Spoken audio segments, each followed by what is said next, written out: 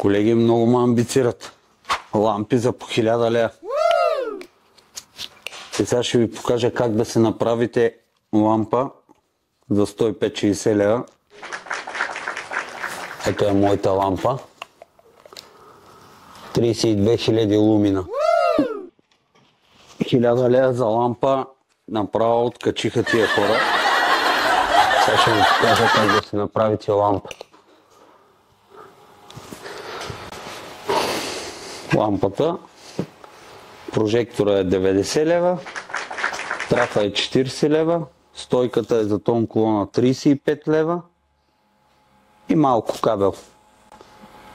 Около 105-60 лева. Сега ще проверим таваните дали са добре. Колеги, сега ще проверим лампата работи ли добре. Дигаме горе, плътно. Опа! Сега. Ето. Завърти лампата. Ето. Чудесно. Пусна лампата. Имаме скрито осветление, не се вижда нищо. Няма фугата. Фугата изчезва. Тази лампа е само за майстори, тя не е за клиенти. Това е майстора да си провери. Тук в случая магазина, нали, ние сме го взели готов направен.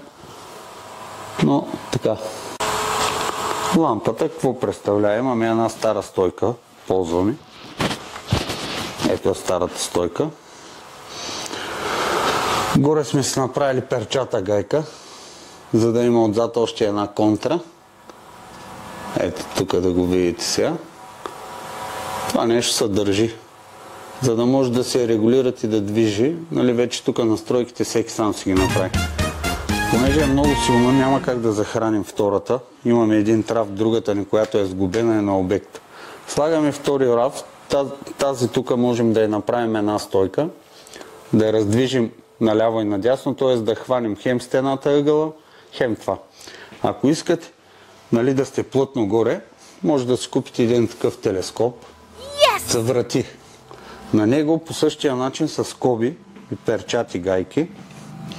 Ето го как е тук. Скоби, нали? Перчатите гайки са тук, за да регулираме. Така може да го дигнете абсолютно плътно до тавана. Може и да го обърнете, може и хоризонтално и вертикално два. Трафа долу-горе издържа около 2 години, около 40-45 лева един траф. Лампата е към 90 лева, тази силната. Тази също върши много хубава работа, сега има много хубави. За тавана, тази, която ни е на обекта, тази в момента е права.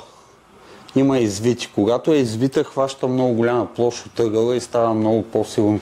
Има и много по-силни лампи. Тази просто беше в склада и решихме да ви покажем как за 105-60 лева може да се направите сами лампа.